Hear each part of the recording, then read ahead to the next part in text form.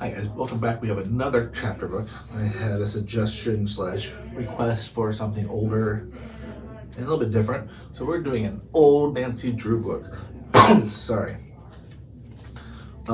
It's called The Secret of Shadow Ranch and it's by Carolyn Keene. So, Secret of Shadow Ranch. If you know anything about Nancy Drew, she's about mysteries. So this will be a mystery, so maybe we can solve it with her. Chapter 1. A Curious Stranger. "Here I am, girls," exclaimed Nancy Drew as she hugged her two best friends, all set for an exciting vacation at Shadow Ranch. "I hope you had a good flight," said Bess Marvin, the pretty, slightly plump blonde with not smiling as usual. Nancy wondered why.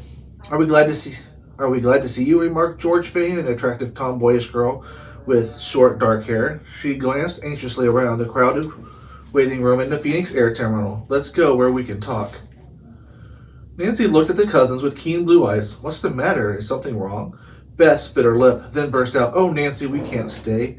We have to go home tomorrow." "But why?" asked Nancy, astonished.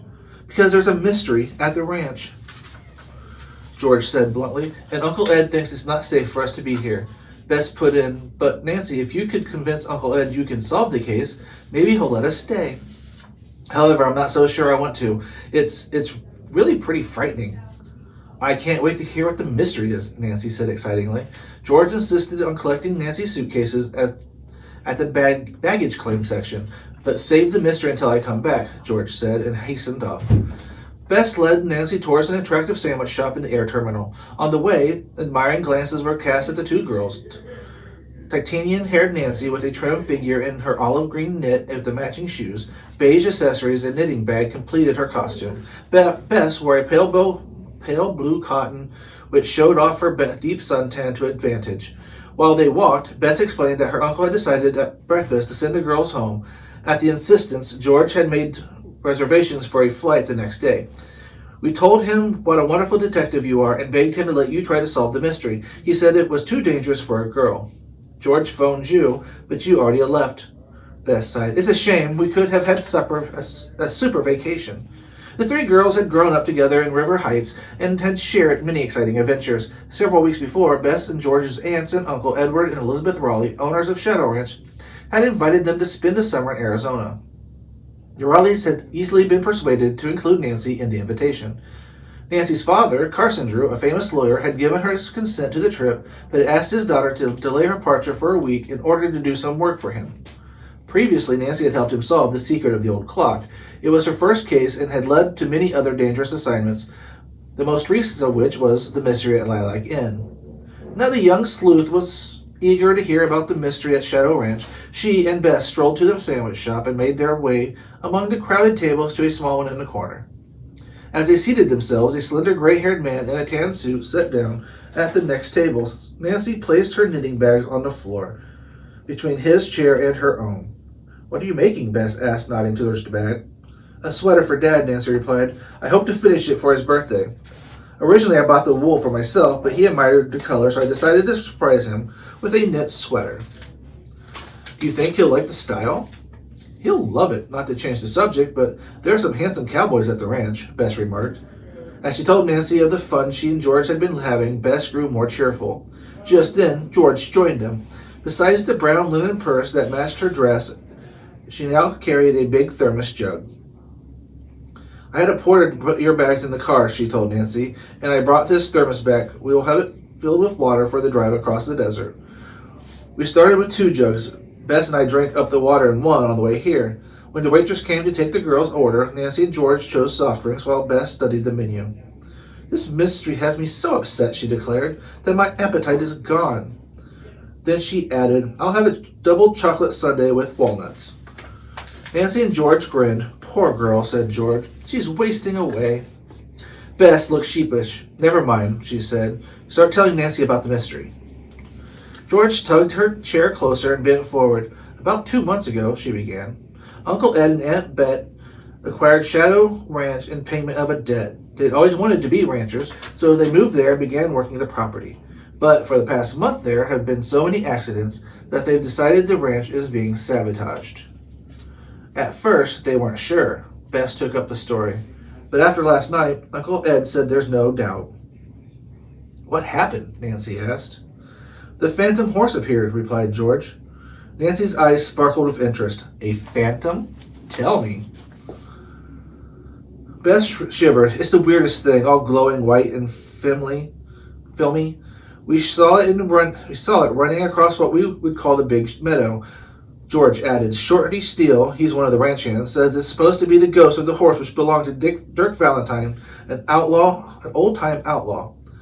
There's a very romantic legend about him, Bess said. He was the sweetheart of Frances Humber, daughter of the local sheriff, who was the original owner of Shadow Ranch. One night, when Dirk Valentine came there to see Frances, the sheriff shot and killed him. As he lay dying, the desperado put a curse on the Humber property, vowing that his horse would haunt Shadow Ranch, and whenever it appeared, destruction would follow. That curse came true, George said grimly. This morning, Uncle Ed found one of the windmills had been pulled down. Nancy looked thoughtful. Did the phantom horse make any sound? No, replied George, but just before it appeared, we heard a weird whistle. The ranchers say the outlaw always called his horse that way. The phantom horse must be a trick, of course, said Nancy. It sounds as if someone is trying to scare your aunt and uncle off the property. As she spoke, Nancy became aware that the man at the next table was listening intently to the conversation. But why? Bess broke off as she felt Nancy's foot nudge her under the table. George caught Nancy's warning glance, and also understood. Just then, the waitress brought their order, and the girls chatted lightly over the other subjects. When they finished, and their check had come, Nancy reached in her knitting bag and gave a cry of alarm. What's the matter? Bess asked. My bag. I can't find it. George exclaimed, I bet that man who sat next to us took it. He's gone too. The three girls jumped up and looked around, but the man was not in sight. George hurried outside to see if she could find him. Nancy, looked on the floor nearby. Under the far side of the man's table lay the knitting bag. Quickly, Nancy retrieved it. See if anything's missing, Bess advised. Maybe your wallet's gone? Nancy made the search, but as far as she could tell, the original contents were intact. However, their arrangements seemed to be different. Had the man been snooping? And if so, why? Bess paid the check and the girls walked to the door. They met George coming in.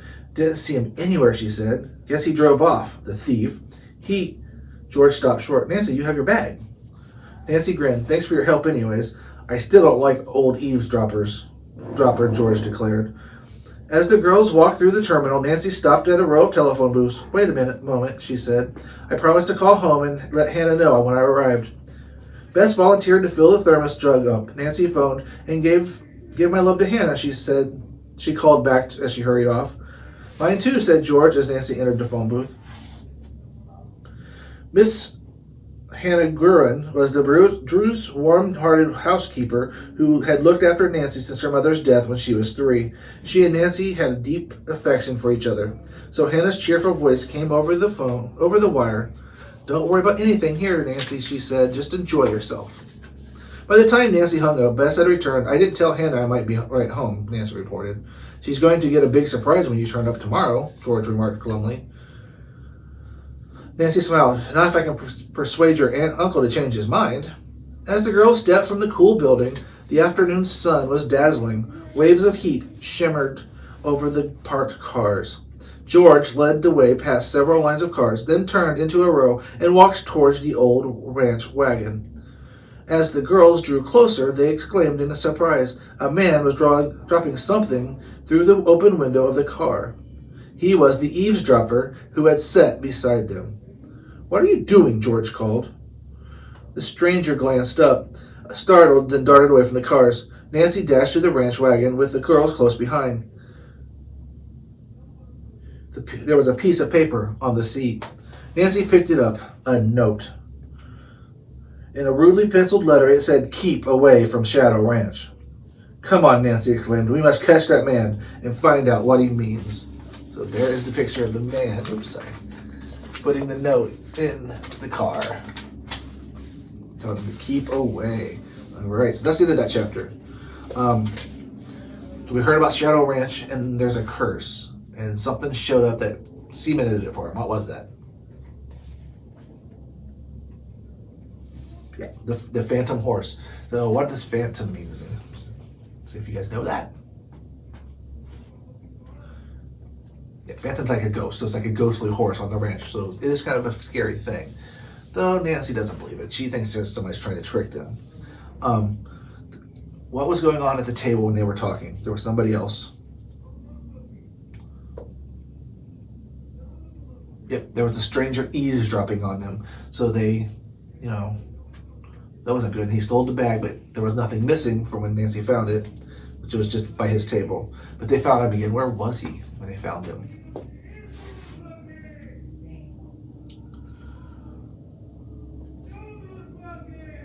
Yeah, he was at their car window dropping something in. He ran away when they saw him. And he said, keep away from Shadow Ranch. All right, so chapter 2. Dangerous surprises. The girls sped off in the direction the man had fled, and at the end of the row of cars, they paused to look right and left. There he is, Nancy exclaimed. The man was hastening towards the terminal. He looked back, then broke into a run. Nancy and George sprinted ahead and saw him dash into the building. The girls followed, dodging people and baggage carts, but the fugitive had disappeared among the crowd. Where is he? Bess panted, as she caught up to him. Gone, George said tersely. No one looking for him in here. But Nancy had not given up. Their dash into the terminal had excited curious stares from passerbys and newsstand attendants. Did you ever see that man before? She asked, the clerk behind the news counter. The one we are chasing? No, he said. What happened? Did he steal something? Should I call the police?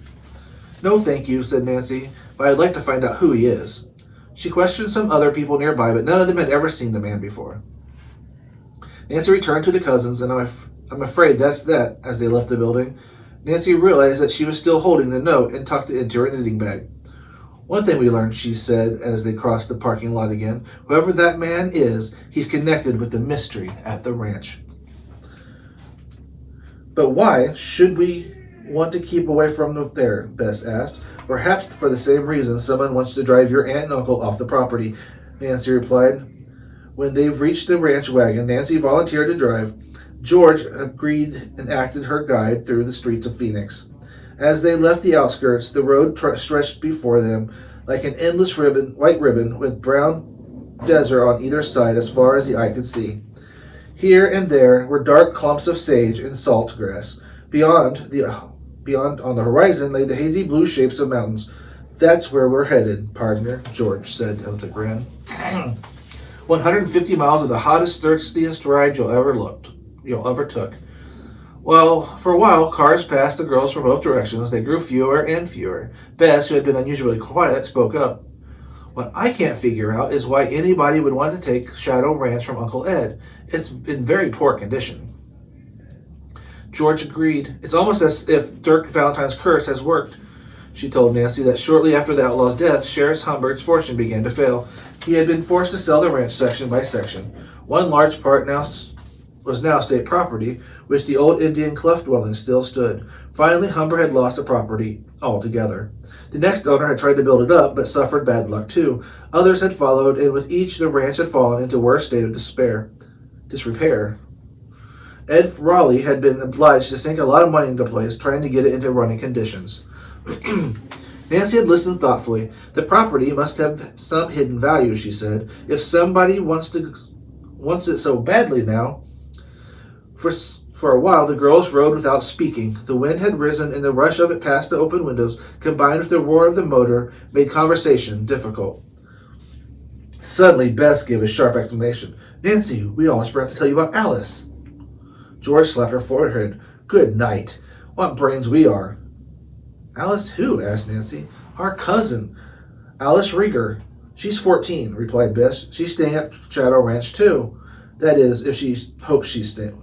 She hopes she's staying, George amended. If we go home, she'll have to leave, too.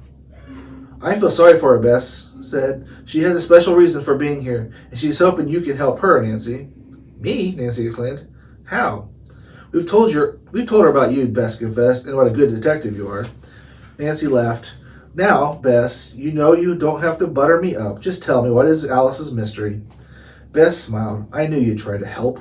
George exclaimed, Alice's father is missing and he'd been gone almost 6 months. She said that Ross Rieger had been president of a bank in a suburb of Chicago, where he had lived with his family.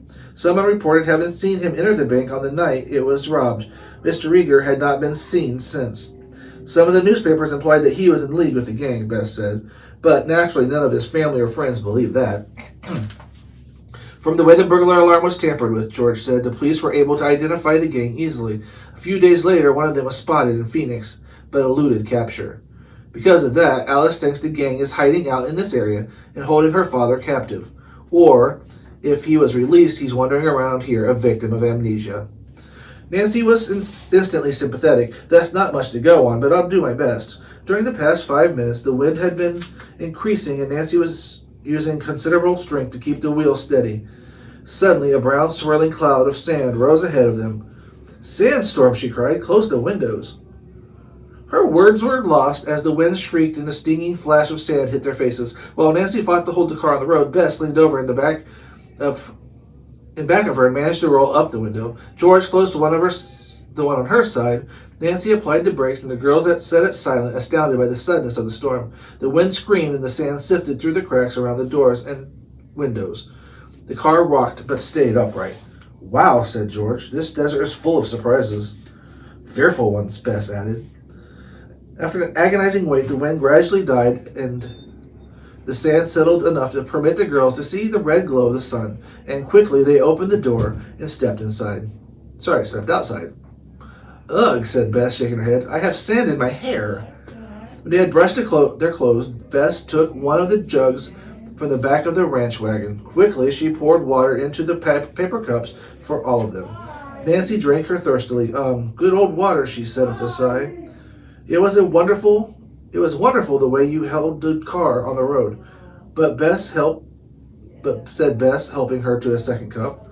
"Right," said George. "If we'd gone into a soft sand, we'd have been stranded." Nancy looked over the empty desert and shook her head. "How awful it must have been for the pioneer," she said. Imagine riding out there for days in a bumpy wagon or walking in the burning sun, with every drop of water precious. "They ran out of it too sometimes," George said soberly. "Uncle Ed told us that bones of pioneers have been abandoned, and abandoned wagons have been found in many places." "It's a ghastly thought," Bess remarked, and there was silence for a while. "Finally," Nancy said, "if I read the mileage right, we have about an hour's drive yet." She poured some water from the thermos onto her skin, on her clean handkerchief, and wiped her face and hands. George and Bess did the same thing. Then the girls combed their hair and put on fresh lipstick. Bess giggled. "I don't know why we bother. There's no one out here to see us but the prairie dogs and lizards." "Cheer up," said Nancy. "You'll soon be back among all those handsome cowboys." George poured the remaining water from the thermos jug into a cup and offered it to the others. Nancy and Beth declined, so George drank it herself. The girls got into the car, and Nancy turned on the key of the ignition. The engine started at once. "You don't know how glad I am to hear that," she confessed. "I was afraid the sand might have clogged the motor." As the car rolled along, Nancy said, "I've been thinking about the mystery of Shadow Ranch. Tell me more of the windmill episode. If somebody tore it down, there'd have been a tremendous racket. Didn't the Raleighs hear it?" "No," said George, "and the mill wasn't torn down. Uncle Ed figures from the tire tracks and bumper dents that someone used a ranch truck, drove to the east meadow without lights, backed hard into the windmill a few times. Over it went. That night there was a howling storm, so of course no one heard the noise." Nancy frowned. "And there aren't any dogs on the ranch? Surely they'd have barked." Bess bobbed her head. "The Raleighs have a fine watchdog. There wasn't a peep out of him. Besides, the east meadow is some distance from the ranch building." "Then," said Nancy, "the whole thing must have been an inside job. The dog knows the person or the persons who did this. Have you noticed anything suspicious about the ranch hands?" Bess and George said all the men seemed very nice, but then, George added, "I suppose they'd be careful to avoid suspicion." "Well, Nancy, you seem to have a job ahead of you, if Uncle Ed will let us stay," Bess said. "Say, is it my imagination, or isn't it getting hotter in this wagon?" She mopped her forehead with a handkerchief. "Better start the second jug of water." As Bess turned around to reach for it, Nancy glanced at the temperature gauge. "Oh no," she exclaimed. "We're overheating." Grimly, she slowed down and stopped. The girls climbed out. Bess leaned into the car and released the lock of the hood. Nancy and George, using a handkerchief on the hot metal, tried to lift it. At first, the hood stuck, then suddenly flew up. "Look out," warned Nancy, unscrewing the radiator cap. She jumped back, pulling George with her as the steam and boiling water spouted from the radiator. "Are you all right?" Bess cried anxiously as they hurried towards them. "I am. How about you, George?" "I'm okay," said George, brushing the moisture from her face and short cropped hair. "Just what I did need, a hot bath." "Good thing we didn't drink that other jug of water," said Nancy. "We'll need it for the radiator." "There must be a leak in it," George said, looking worried. "The water will run right through." "It can't be too bad," Nancy reasoned. "After all, we came a long way before the trouble started." "That's right," George conceded. "We should be able to make it to the ranch." She went to the back of the ranch wagon and quickly returned with the thermos jug. She removed the top and handed the jug to Nancy, who tilted it over the radiator. Not a drop came out. All right, guys. So that's the end of that chapter. What happened? They're traveling across in an old car. Cars back then were not air conditioned or all the cool things we have now. So it was hot. They're going across the desert. They hit a sandstorm, and then the car does what? It overheats. And there's no more water. So during that time, we got a little bit more information on the windmill scenario, episode, as she called it. They think someone did what? Knocked it over with a truck because of the tire tracks and stuff. A dog, but the dog didn't bark. So Nancy thinks, since she likes to solve mysteries, that the dog knows whoever did it. Now they want to find out why. We'll do one more chapter. This chapter's called Warning Rattle. "We're stranded!" Bess exclaimed in dismay. George stared at the empty thermos jug unbelievingly. "It can't be," said George. "Shorty Steele promised to fill that jug up with water." "He must have forgotten," said Bess. She peered up and down the road, but there was no vehicle in sight. Nancy tried to sound unworried as she spoke. "We might as well get in the car and wait for the water in the radiator to cool off. Or maybe somebody will come along and help us." She replaced the radiator cap. "If we're not at the ranch for supper, Uncle Ed or someone will drive out to look for us," Bess remarked hopefully. Time dragged by as the girls waited. Nancy tested the water twice. It was still boiling hot. They might have had to wait until evening, and she was not keen about that idea of driving in a strange desert after dark. "It's like an oven in this wagon," Bess complained. "Hotter outside," George mumbled. Suddenly the girls spotted a speck moving towards them on the dusty road. With relief, the girls watched it take shape as a pickup truck. "It's from the ranch," George yelled, and dashed outside. Bess followed, and when the truck stopped, she cried out, "Dave Gregory, you're a lifesaver. I was about to die of thirst and sunstroke." With a grin, the tall, rangy cowboy swung down from the truck cab. Quickly, Bess introduced him to Nancy. Dave's handsome face grew stern when Bess and George explained what had happened. He pushed his hat to the back of his head, hooked his thumbs in his belt, and said, "Just what I figured. 3 little dudes stuck high and dry. Mr. Rowley warned you to check your water supply before you went out into the desert. But Shorty promised he'd take care of it," said George. Dave's eyes narrowed for an instant. Then he said casually, "Well, this is dangerous country. You check your own gear if you know what's good for you." "We're sorry you had to come out after us," said Mary. Nancy apologized. "Mr. Rowley's orders," he said coolly, and strode to the truck. In a minute, Dave was back with a large can and a thermos jug, which he handed to the girls. While they drank gratefully, he poured water from the can into the radiator of the ranch wagon. He put the cap and slammed the hood. The girls returned the jug and thanked him. Dave gave a curt nod and walked to his truck, swung aboard. By the time Nancy had the car started, the pickup had turned around and gone roaring down the road ahead of them. "What's eating him?" George burst out. He was about as friendly to you, Nancy, as a prairie dog." Nancy smiled. "Never mind. I can see his point." She wondered, however, what the trouble was. She had not even reached the ranch, and already 2 people had been mysteriously unfriendly to her. She followed the truck down the highway and finally onto the road which wound through the barren hills. At the foot of the mountains, it was nearly sunset when the girls entered a rocky pass and came out high above the valley. At the far side loomed a huge mountain with a group of low buildings nestled at its foot. Bess pointed to them. "There's the ranch, and that's Shadow Mountain." "I see how they got their name," said Nancy. The great peak threw its shadow over the whole valley. Half an hour later, they drove through a weather-beaten wooden gate into the ranch yard. Nancy pulled up the ranch house, a long, one-story adobe building with a vine-covered portico across the front. To the north of the house was the corral and stables. Beyond these stretched a large meadow bordered by a wire fence. In the opposite direction lay the bunkhouse, and south of this, some distance away, a smaller enclosed meadow. In it, cattle was grazing. A stocky, sunburned man and a slender, dark-haired woman hurried out to greet the girls as they alighted. "Bess, George," exclaimed Elizabeth Raleigh. "We were so worried. This must be Nancy."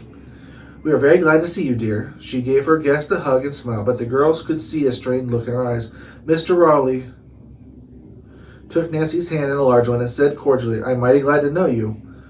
"And I'm glad to be here," Nancy replied. Her host gathered the suitcases and led towards the house.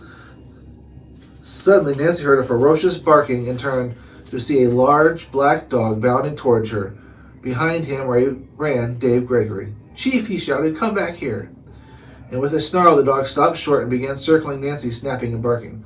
She did not move, and the animal drew calmer. Then, as she spoke to him softly, he sniffed her hand. Moments later, Nancy was stroking his thick fur. He was a handsome black German shepherd, the largest Nancy had ever seen. The others had been looking on in amazement. "Young lady," said Ed Raleigh, "I like the way you stood your ground. How about it, Dave?" "Pretty good for a tenderfoot," the cowboy admitted, then said, "Come along, Chief. Your job is chasing coyotes away from the chickens." Obediently, the dog trotted away towards the far end of the yard.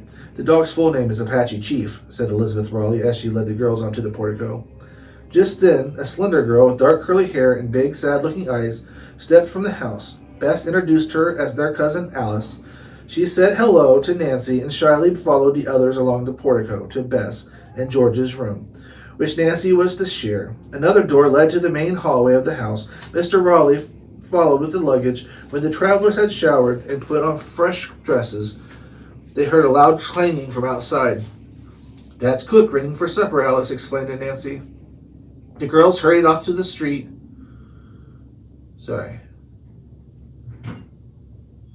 Girls hurried off to the kitchen at the far end of the house. Outside the screen door hung an iron triangle, still swinging. The big room was crowded with men who stood around a long oval table with a red checkered tablecloth on it. Nancy was introduced to a tall, thin man with sun-bleached hair. "This is Walt Sanders, my foreman," said Mr. Raleigh, "and some of my men." Sanders shook Nancy's hand. Shorty Steele, a husky middle-aged cowboy, did the same. Next, a good-looking red-haired cowboy was introduced as Tex Britton, and his dark-haired pal as Bud Moore. With a glance, Bess informed Nancy that those two were the nice cowboys she had told her about. "Grub's ready," called a high, shrill voice. "Everybody sit down." A small woman with frizzy gray hair and a white apron bustled from the stove to the table, bearing a big platter of steaming meat. "This is Miss Thurmond, our cook," said the ranch owner's wife. In the confusion of taking seats, George had the chance to ask Shorty about the water he had promised to put in the station wagon. The cowboy's suntanned face showed surprise. "No, ma'am, I never said I'd do that," he declared. "You must have mistook my meaning," he repeated denial several times. Nancy overheard Shorty and thought he was overdoing it. She worried if the misunderstanding might not have been on the part of a plan to scare the girls away from the ranch. After serving a hearty meal of roast beef, beans, corn fritters, and salad, Miss Thurmond produced 2 large, delicious apple pies. When the last pie was eaten, Ed Raleigh arose, and there was silence. "Okay, men," he said brusquely. "Who has first watch?" "Me and Dave," replied Shorty, and the two left the kitchen together. Quietly, the rest of the men arose, and Miss Raleigh led the girls through a door into a large living room. Like the kitchen, it ran from the front to the back of the house. Among the comfortable furnishings were several slim, old-fashioned rockers and a round center table with a brass lamp on it. Bright-colored Indian rugs lay on the floor. At one end of the room was a huge stone fireplace. "Tradition says that all the rocks in it have come from Saddle Ranch," Alice told Nancy. She pointed out a smooth, round one. "That's an Indian grinding stone." At the opposite end of the room, beside a door leading to the portico, was a deep window. In front of it, on shelves, stood rows of colored antique bottles. "This is a lovely place," Nancy exclaimed. "We're sorry you can't stay to enjoy it," said Miss Raleigh, as her husband entered the room from the kitchen. "Yes," he added, "but it's too dangerous. We're under attack and we can't figure out by whom or why. I only know that if the damage keeps on, we won't be able to stand the expense. We'll lose Shadow Ranch." Miss Raleigh explained that the sheriff could not spare a man to be a full-time guard at the ranch, so her husband and the hands took turns standing watch. "Perhaps you have enemies who want revenge on you," Nancy suggested. "Or maybe your property has hidden value." The owner replied that he could think of nothing to support either theory. Nancy then described the man at the airport and told what had happened. "The note in your knitting bag," Bess spoke up. "I'll get it." She hurried to the girls' room in return of Nancy's knitting bag. The young sleuth took out the note and crossed the room to give it to the rancher. Bess started to close the bag. Instead, she idly picked up the half-finished sweater. Underneath it lay a small object loosely wrapped in dirty brown paper. "What's this, Nancy?" she asked. As she lifted it, the wrapping fell off. For a moment, Bess stared at the thing in her hand and then gave a little cry and flung it across from her. Nancy hurried to pick up the object. "The rattle from a snake," she said, holding it up for the others to see. "Ugh!" exclaimed Alice. Nancy retrieved the wrapping paper. There was penciled writing on it. "Second warning," she read aloud. Nancy turned to the grim-faced ranch owner and his wife. "Now, more than ever," she said earnestly, "I want to solve this mystery. Won't you let me stay and help you?" The rancher looked at her pleading expression and smiled. "We could certainly use a detective, and I've got to hand it to you, Nancy. You sure can keep your head." He glanced at his wife. "What do you say, Bet?" Elizabeth Raleigh nodded soberly. "All right. The girls must stay, but they must promise to be very careful." Eagerly they agreed, and George hastened to the telephone in the hall to cancel the plane reservations which she had made.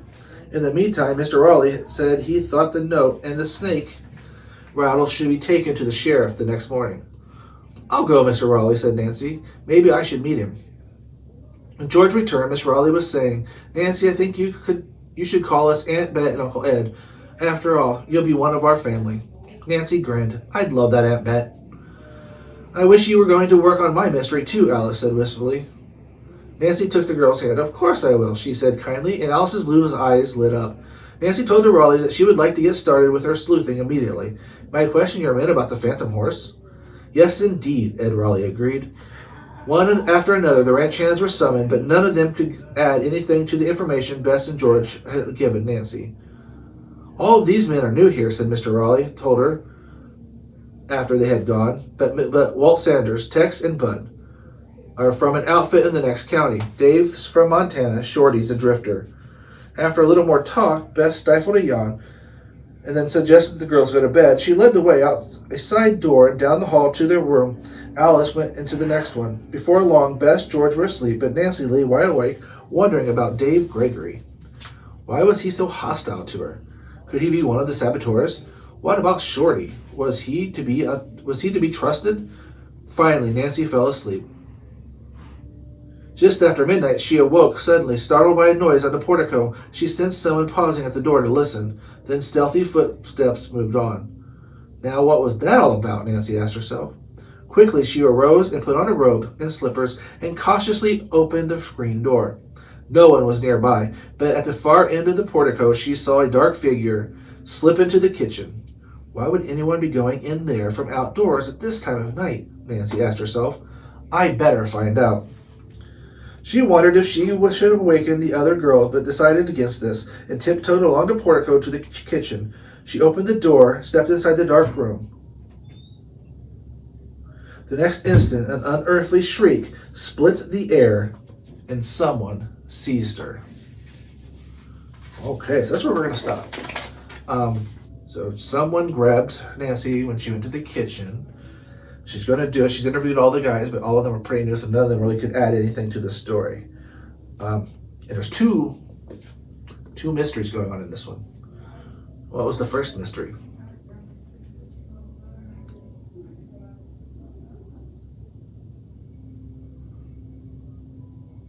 The mystery of the Phantom Horse and Shadow Ranch. So she's going to take that one on. So they're going to let her stay to do that. But she also took on Alice's mystery. What was that one?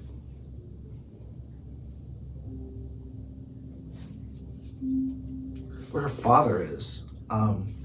He got there was a bank robbery in his bank in Chicago suburb, and he went missing. And the people that robbed the bank have been seen hiding out close to the ranch.